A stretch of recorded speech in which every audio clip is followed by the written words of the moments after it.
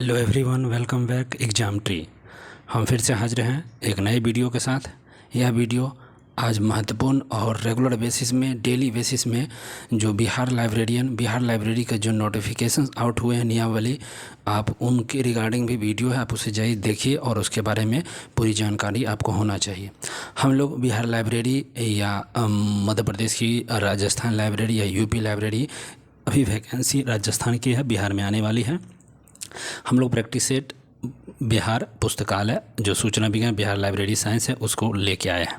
तो देख सकते हैं वस्तुनिष्ठ पुस्तकालय और सूचना विज्ञान का खंड 2 है इसमें, और इस 2025 का रीप्रिंट है। आप मैंने सारे जो KVS है, NVS, DDS है, EMP, RMS है, UGC नेट वगैरह जो भी है, MPS है, RPSC है, सारे लाइब्रेरी एग्ज़ाम के लिए महत्वपूर्ण है, रामबाण है, एकदम घोर के पी चाहिए। देख सकते हैं बिहार में भी है, हम मुख्य रूप से 7500 प्लस इसमें है।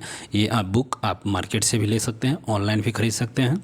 वैकल्पिक बहुत प्रश्नों का हम 100 क्वेश्चंस को देखेंगे डेली बेसिस में, तो बिल्कुल अंत तक बने रहिएगा। PDF चाहिए तो टेलीग्राम चैनल को लिंक है, उसे ज्वाइन कीजिए, लिंक डिस्क्रिप्शन बॉक्स में है। तो जितना जल्दी हो सके इसको लाइक शेयर कमेंट कर दीजिए। हम लोग आगे बढ़ रहे हैं, अंत तक बने रहिएगा। टोटल 100 क्वेश्चंस को हम लोग देखेंगे। देख सकते हैं 20 इसमें कितने हैं, 20 प्रैक्टिस सेट हैं, 18 जो प्रीवियस ईयर क्वेश्चन पेपर है। सब संक्षेप के साथ कलम में बहुत सारा 4000 प्रश्न, वैकल्पिक प्रश्न भी है और साथ में इतने सेट्स हैं। तो एकदम धुरंधर तरीके से हम लोग आज देखने जा रहे हैं। तो चलेंगे हम लोग सीधे क्वेश्चंस पे। देख सकते हैं विषय सूची, तो हम प्रैक्टिस सेट 1 देखेंगे। यहाँ पे प्रैक्टिस सेट 1 को देख लेते हैं विषय सूची में। तो टोटल प्रैक्टिस सेट यहाँ देख सकते हैं 20 है। फिर हल प्रश्न क्वेश्चन बैंक है, उसको भी देखेंगे। तो चलिए क्वेश्चन नंबर 1 क्या है, एक वर्ष में कितने दिन भारतीय राष्ट्रीय पुस्तकालय कोलकाता बंद रहता है। जो एक वर्ष में पूछा गया है, एक वर्ष में जो भारतीय राष्ट्रीय पुस्तकालय कोलकाता बंद जो रहता है कितने दिन रहता है, एक वर्ष में कितना दिन वह बंद रहता है। तो टोटल 11 दिन। वह कितना दिन, तो 11 दिन जो है भारतीय राष्ट्रीय पुस्तकालय कोलकाता बंद रहता है। तो ध्यान रखेंगे 1 का C द करेक्ट हो जाएगा। चलते हैं अगला क्वेश्चन। देख सकते हैं 2 नंबर क्या है, लोटका नियम का संबंध किससे है। क्वेश्चन नंबर 2 है लोटका नियम का जो संबंध है या किससे है। तो लोटका नियम का संबंध जो है productivity of authors in terms of scientific papers. ये बी जो ऑप्शन है हमारा करेक्ट हो जाएगा। याद रखिएगा साइंटिफिक पेपर्स, लास्ट वर्ड को भी अगर ध्यान में आप रखिएगा, प्रोडक्टिविटी साइंटिफिक पेपर्स, इसको याद रखिएगा, ध्यान रखिएगा। तो लोटका नियम का संबंध लोटका नियम का संबंध इसी से। अगला क्वेश्चन है 3 नंबर, उच्च वेग, जटिल और परिवर्तनशील डेटा की बड़ी मात्रा के रूप में क्या कहा जाता है। जो उच्च वेग है, जटिल है और परिवर्तनशील जो डेटा को बड़ी मात्रा के रूप में हम क्या कहते हैं, तो इसको हम कहते हैं बिग डेटा। बिग डेटा के रूप में उसको हम जाना जाता है। 3 का A हो जाएगा।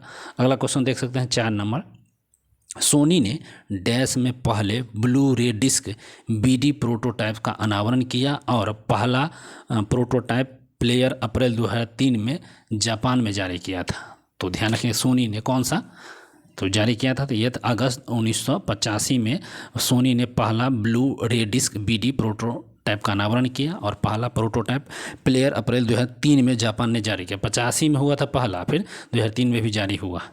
तो 4 का हमारा हो जाएगा अगस्त 1985।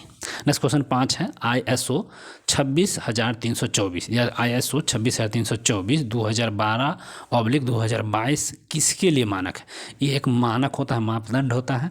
तो ये एक गुणवत्ता मापदंड कह सकते हैं, या अच्छी तरह से गुणवत्ता मापदंड के रूप में, या अच्छा कार्य हो, चाहे विश्वसनीय के रूप में। तो इसका जो है संबंध किससे है, ISO 26324 2012/2022। तो इसका संबंध जो है बिल्कुल BOI से संबंधित है, ध्यान रखिएगा। नेक्स्ट क्वेश्चन है 6 नंबर, ISO 2018-2017 मानक, ISO 2017-18 का संबंध किसने है। तो 26,300 जो था वो BIS था। ISO 2018 अनुपातिक 2017 का संबंध किससे है, तो इसका हो जाएगा इंटरनेशनल स्टैंडर्ड बुक नंबर। तो देख सकते हैं ISBN, ठीक है, इंटरनेशनल स्टैंडर्ड बुक नंबर। तो ISO 2018/2017, तो B इज द करेक्ट हो जाएगा। नेक्स्ट क्वेश्चन है 7, इनमें से क्या आगम निर्गम प्रणाली से संबंधित नहीं है। आगम निर्गम प्रणाली से संबंधित क्या नहीं है, तो बिल्कुल क्या है, ट्रांजैक्शन जो स्लिप होता है या नहीं है, बाकी date slip, readers stickers and book card ये सब है, लेकिन ये हमारा D जो है यह नहीं है। तो आगम निर्गम से प्रणाली संबंधित नहीं है, तो ट्रांजैक्शन स्लिप जो है नहीं है संबंधित। 8 नंबर क्वेश्चन देखिए, CD में 1 का प्रयोग CD में एक का प्रयोग एकता और ईश्वर विश्व विकास में प्रथम आदि के लिए किस में किया जाता है? CC में एक का जो प्रयोग होता है एकता के लिए, ईश्वर विश्व विकास में प्रथम आदि के में किस में किया जाता है? तो ये 8 का जो हमारा हो जाएगा जो सेमिनल नोमेनिक सेमिनल मोनिक संबंध हो जाएगा। तो CC1 में इसी का संबंध है, तो याद रखिएगा मोनिक हो जाएगा, सेमिनल मोनिक। 8 का ए हो जाएगा। चलते हैं 9 नंबर क्वेश्चन। देखिए 9 नंबर क्या है, 9 नंबर क्वेश्चन यहाँ पे आ जाइए। बाजार के कृषि विषय के गठन के तरीके की पहचान करिए। तो बाजरे की कृषि विषय के गठन के तरीके की पहचान करिए। तो ये आपका आंसर हो जाएगा डी, इसी हो जाएगा लेमिनेशंस। ठीक, लेमिनेशंस हो जाएगा। बाजरे की कृषि के विषय गठन के तरीके को क्या बोलते हैं? लेमिनेशंस। नेक्स्ट क्वेश्चन 10 नंबर, ज्ञान के भंडार से उसकी उत्पत्ति का आधार बनने वाले क्रमिक विशेषताओं की संख्या को किस रूप में जाना जाता है? तो ज्ञान के ब्रह्मांड से उनकी उत्पत्ति का आधार बनने वाली क्रमिक विशेषताओं की संख्या को हम किस रूप से जानते हैं? तो ओपन एरी। ठीक है, ओपन एरी के रूप से हम उनको जानते हैं। नेक्स्ट क्वेश्चन 11 है, कोलन वर्गीकरण के छठे संस्करण। कोलन वर्गीकरण के छठे संस्करण का पहला तीसरा भाग क्या है? तो कोलन वर्गीकरण के छठे संस्करण का जो पहला तीसरा भाग है क्या है? Residual and index. C is the correct हो जाएगा, सी इज द करेक्ट 11 का। नेक्स्ट क्वेश्चन है 12 नंबर क्वेश्चन क्या है? विषय प्रविष्टि जो किसी वर्ग के नाम से लेकर उसके वर्ग संख्या तक को संदर्भित करती है क्या कहलाता है? तो वर्ग संख्या तक संदर्भित उसको कहते हैं, उसको क्लास इंडेक्स एंट्री कहते हैं, क्लास इंडेक्स एंट्री। 12 का ए। नेक्स्ट क्वेश्चन है 13, Europa world of learning online तक पहुंचने का लाइसेंस निम्न में से किसके माध्यम से उपलब्ध कराया जाता है? तो यूरोपा वर्ल्ड लर्निंग ऑनलाइन तक पहुंचने में लाइसेंस निम्न में से किसके माध्यम से उपलब्ध कराया जाता है? तो राउटलेज क्या है? टेलोर एंड फ्रांसिस। तो A is the correct answer हो जाएगा। देख लीजिए थोड़ा प्रोनाउंसिएशन में आगे पीछे हो सकता है, ठीक है, क्योंकि मेरा इंग्लिश वीक है।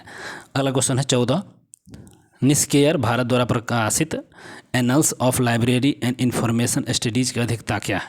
तो यहाँ देख सकते हैं निस्केयर भारत द्वारा प्रकाशित annuls of library and information studies की जो विशेषता है वो क्या है? तो बिल्कुल बायो मंथली है, बायो मंथली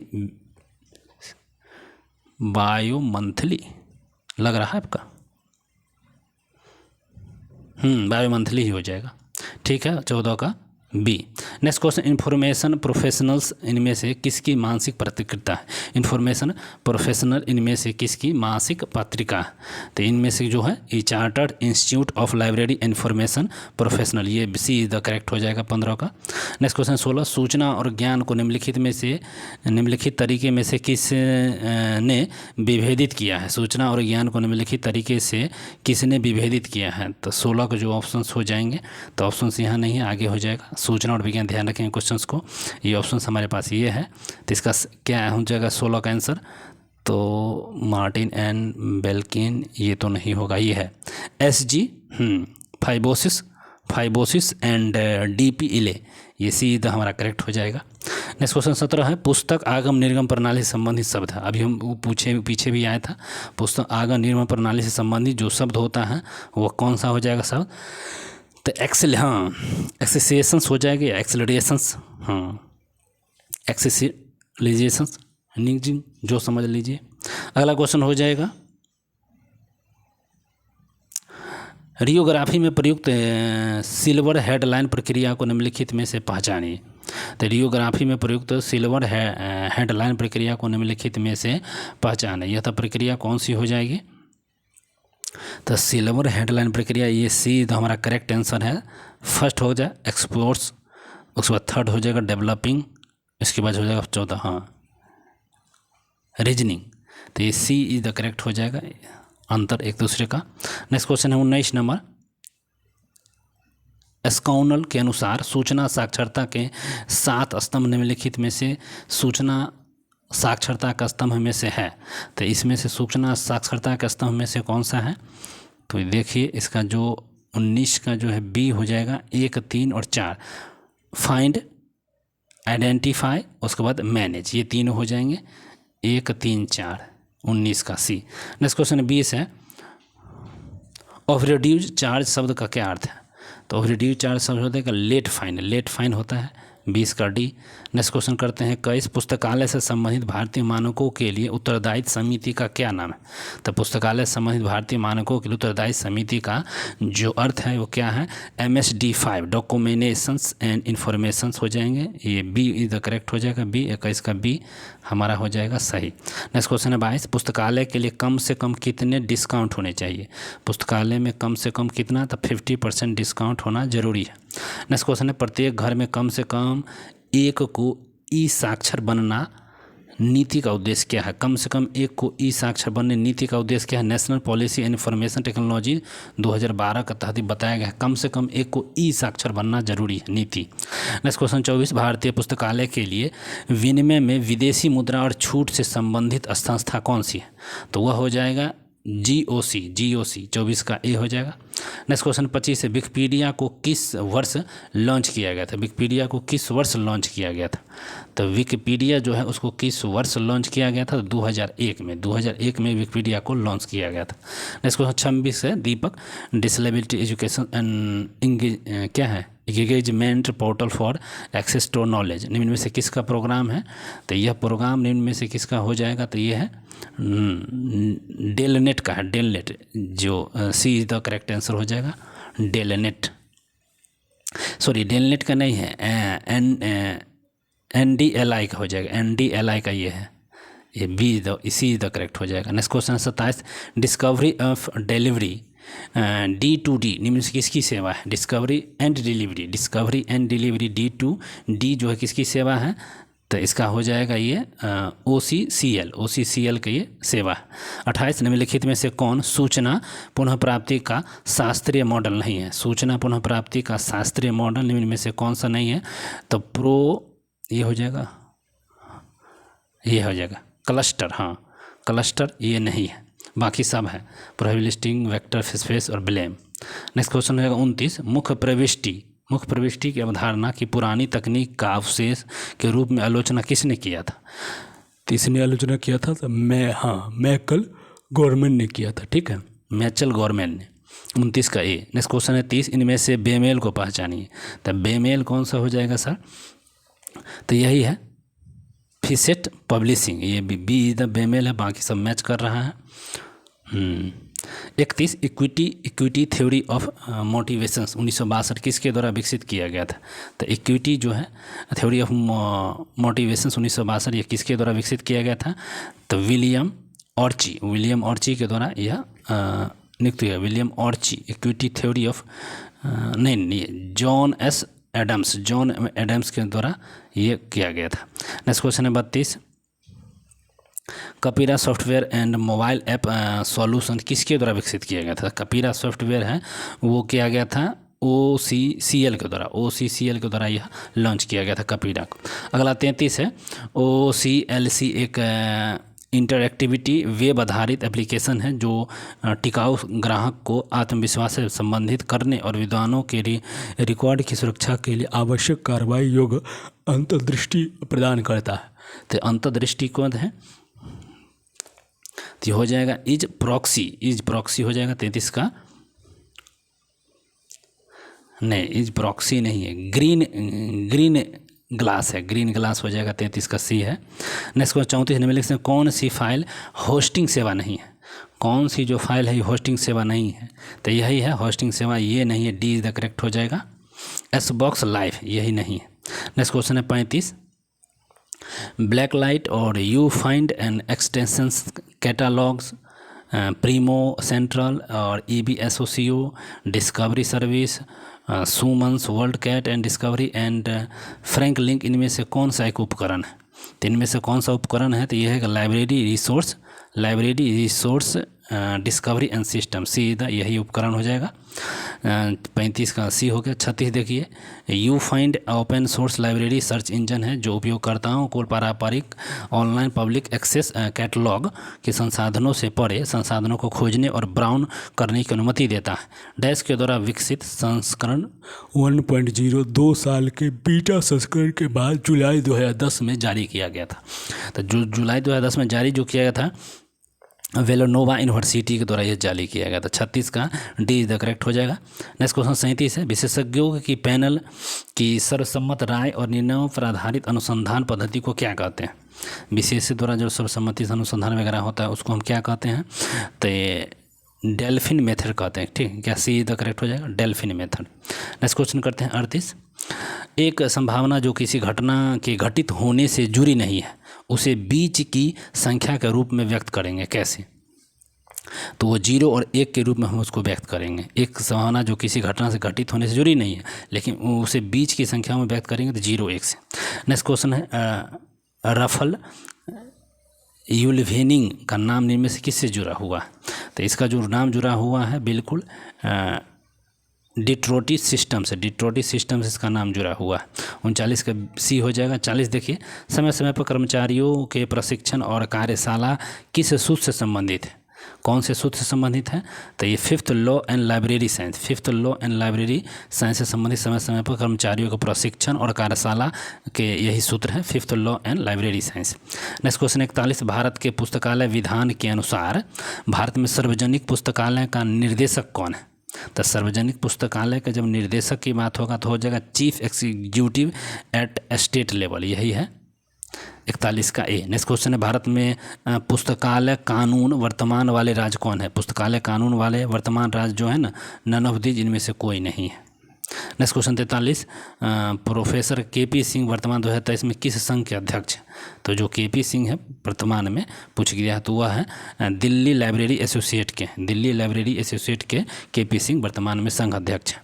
नेक्स्ट क्वेश्चन है 44, भारत में पुस्तकालय सप्ताह किस माह मनाया जाता है? भारत में जो पुस्तकालय सप्ताह मनाया जाता है किस वर्ष मनाया जाता है?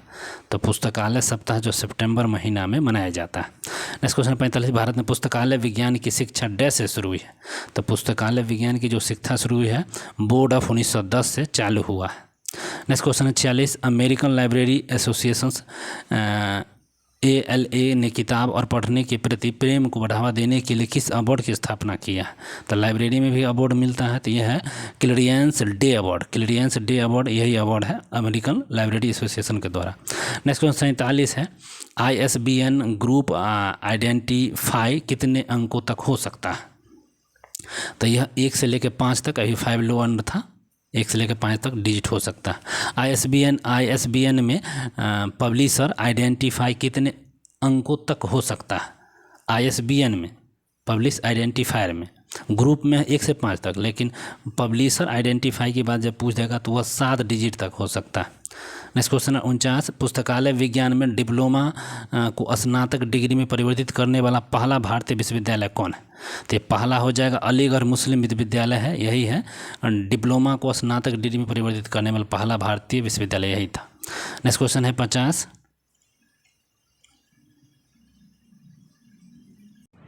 हम लोग 50 तक ही देखें क्योंकि वीडियो बहुत लंबा हो जाएगा, तो 50 क्वेश्चंस के हम लोग पार्ट को देखेंगे, तो ध्यान रखिएगा। और यह अंतिम क्वेश्चन ही रखें, कल हम लोग फिर 51 से क्वेश्चन देखेंगे। एक निश्चित अवधि में विभिन्न स्रोतों से सूचना का संग्रह और सेवा प्रदान करना जो कि सिर्फ संदर्भ स्रोतों से प्रदान नहीं किया जा सकता है, क्या कहलाता है? तो वह कहलाता है long range reference service. Long range reference service यही कहलाता है। तो 50 का ये, तो बस इतना ही रहने, क्योंकि 15 से 20 मिनट का वीडियो होता है, बोर हो जाइएगा, उब जाइएगा लंबा वीडियो होने पे। तो बिल्कुल 1 से 2 बार इस वीडियो को देखिए, निश्चित ही आपको बेनिफिट मिलेगी। फिर हम लोग कल 51 से 100 तक देखेंगे पार्ट 2 में। तो चलते हैं, अच्छा लगे तो वीडियो को लाइक शेयर सब्सक्राइब जरूर करें। धन्यवाद।